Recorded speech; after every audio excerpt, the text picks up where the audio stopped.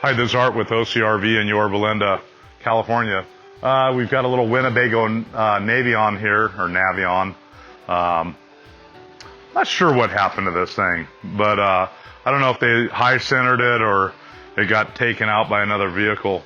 But you can see that it was smashed up pretty bad. That's the inner pocket for the storage on this side, and then the water tank got destroyed in this thing. So it took a pretty good hit down there. So the new tank's installed, the new inner storage is installed.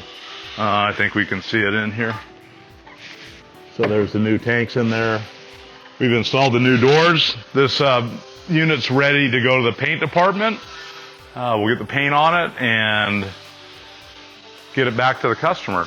So if you've got any, this is on a Sprinter chassis here. And so this is a Super C, they would call this.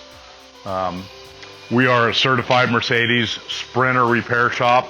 We handle all the suspension, mechanical, frame, chassis, body, and paint.